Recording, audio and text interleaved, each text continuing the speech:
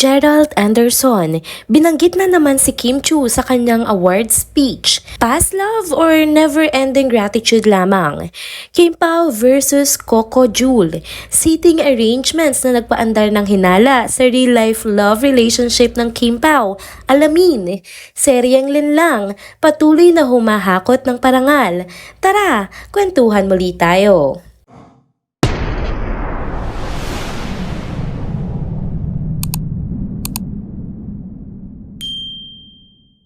Hello mga ka-trenders! Welcome back muli sa ating channel. Kung bago pa lamang kayo dito, huwag nang kalimutang mag-like, mag-subscribe at i-hit na din ang bell notification para lagi kayong updated sa mga balitang trending at napapanahon. Mga ka-trenders, nagbabalik muli tayo para sa isa na namang trending update patungkol sa ating paboritong tambalan na Kim Pao. Kumusta naman kayo? Tara't simulan na natin muli ang tsikahan. Una, mainit-init pa itong balita mula sa kakatapos lamang na Star Magical Christmas 2024. Nakakalungkot nga lang dahil hindi nakadalong ating Chinita Princess sa si Kim Chiu. Nasa ibang bansa kasi siya ngayon kaya hindi siya naka-attend. Pero teka, napansin ko rin na wala si Paolo Avellino sa nasabing event. Medyo nagtaka tuloy ako, kayo rin ba? Alam naman nating wala pang opisyal na announcement na under na si Paolo ng Star Magic Management, pero tingin ko kung andito si Kim, malamang siya ang kadate nito, 'di ba? Parang sayang kasi siguradong pasabog na naman ang OOTD ni Kim kung present siya dito. Siya pa ba? Alam naman nating certified fashionista ang ating Chinita. Samantala, eto na nga, lumipat naman tayo uli kay Gerald Anderson, ano? Congratulations naman din sa kanya ha, dahil nakatanggap siya ng Valor of Honor Award. Kasabay niyang nanalo si Angel Locsin na deserving din sa award na ito dahil nga sa kanilang dedikasyon sa palagi ang pagtulong nila sa mga kababayan natin sa tuwing o sa panahon ng sakuna. Trending din ang acceptance speech ni Gerald dahil hindi niya nga nakalimutan ng mga taong naging bahagi ng kanyang journey sa showbiz. At syempre, hindi mawawala dyan si Kim Chiu. Oo mga ka-trenders, binanggit na naman niya si Kim. Napansin ito ng mga netizens. Sabi nila, grabe talaga ang pagpapahalaga ni Gerald kay Kim. Parang kahit ilang taon na ang lumipas, laging kasama si Kim sa kanyang mga pasasalamat tuwing may mga milestones at awards siyang nakukuha. Iba rin talaga naging impact ng love team nila noon, pati na rin nga yung naging relasyon nila, no? Siguro kaya hindi mapigilang mag-comment ng ilan na kung wala lang sina Julia Barreto at Paolo Avellino ngayon sa mga buhay nila, siguro daw ay pinursu ulit or tinry ulit ni Gerald na ipursu si Kim. Ang sweet siguro, no? Pero well, may kanya-kanya na silang buhay at mahal ngayon, kaya talagang pass na lang sa kanila. Naku, huwag kayong magalit sa akin mga kakimpaw ha. Komento lang naman ito ng ilang mga netizens. Syempre, Kimpaw for the win tayo, no?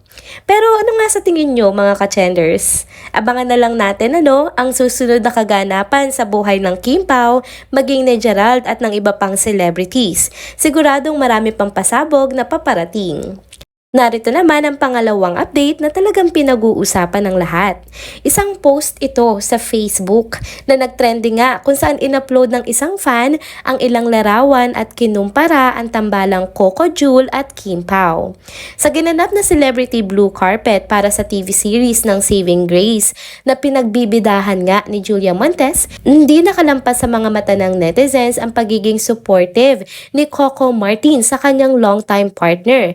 Ang napansin pa ng mga tao, ang seating arrangement ni Coco sa nasabing event na ikinumpara sa naging setup nina or naging seating arrangement ni Kim at Paolo noon sa pelikula nga ng aktor. Ito nga ay noong premiere night ng pelikulang Elevator ni Paolo Avellino kasama si Kylie Versosa. Doon din ay kapansin-pansin ang seating arrangement nga ni Kim at Paolo. Komento ng ibang netizens, ganito pala talaga ang setup ng mga couple in real life life. Ang tindi ng pagkakapareha, no? Kaya naman mas lalo pang nabuo ang hinala ng mga kakimpaw na may something talaga sa dalawa. Ang nakakabilib pa, ibang level ang interpretasyon ng mga fans patungkol nga sa tambalan ni Kim at Paolo, no?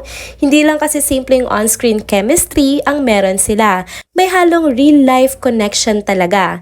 Kitang-kita kung paano nila sinuportahan ang isa't isa sa mga nakalipas din nilang mga proyekto mula pa noon hanggang ngayon. Hindi ito yung typical na partnership na pang showbiz lang ika nga nila. Ramdam mo talaga ang genuine na closeness nila at pagpapahalaga nila sa isa't isa.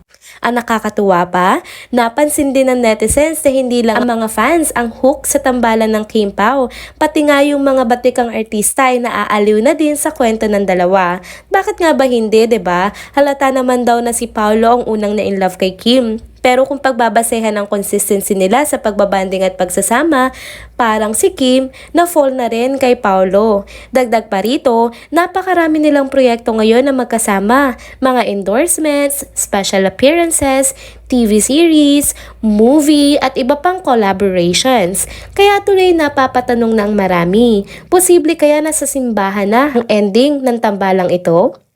At dahil dito, mas marami pang fans ang naghahanap ng ebidensyang magpapatunay na talagang may chance na maging endgame ang Kim Pao. Kung susuriin mo nga naman, hindi lang basta-basta kwento o haka-haka ang mga ito, no? May mga detalye at moments na talagang nakakakilig at nagbibigay ng pag-asa para sa kanilang fans. Grabe rin ang suporta na natatanggap nila sa social media. Nagiging usap-usapan, trending at patuloy na pinagkakaguluhan ng mga tao. Mga ka-trenders, narito naman ang huling bahagi ng ating kwento para sa video update na ito. Trending na naman online ang seryeng Linlang. Ito ang unang proyekto kung saan nagsama sina Kim Chiu at Paolo Avellino. At mga ka-trenders, hindi kayo nagkakamali no kung bakit sobrang usap-usapan na naman ito. Dineklara kasing Best Drama Series National Winner ang Linlang ng Asian Academy Creative Awards. Hindi lang yon ha, nasa 12 most watched series on Prime worldwide pa ito. Grabe, 'di ba? Kung tutuusin, matagal na natapos ang seryeng ito pero aba, parang hindi pa rin talaga sila nalalaos. Tuloy-tuloy ang paghakot ng awards at recognition. Ang tatak Kim Pao talaga walang mintis. Ibang klase ang chemistry nila. Parehong magagaling kasi sa aktingan sina Kim at Paolo kaya naman bawat eksena nila, ramdam mo talaga ang emosyon. Bukod pa doon, grabe halimaw din sa aktingan ng supporting cast nila, 'di ba? Kaya hindi na nakakagulat na sobra-sobra ang tagumpay na nakuha ng seryeng ito. O siya, hanggang dito na lang muna tayo mga ka-trenders, no? Kung gusto nyong balikan ng Linlang, alam nyo na kung saan ito pwedeng panoorin. At dito na po muna nagtatapos ang ating isa na namang trending video update. Salamat sa inyong pagsubaybay at pagsama sa akin hanggang sa dulo ng video na ito. Pero bago kayo umalis, huwag nyo pong kalimutang mag-like, mag-comment, mag-subscribe at i-hit na din ang bell notification para lagi kayong updated sa mga balitang trending at napapanahon. Kita-kits sa susunod na video. Paalam!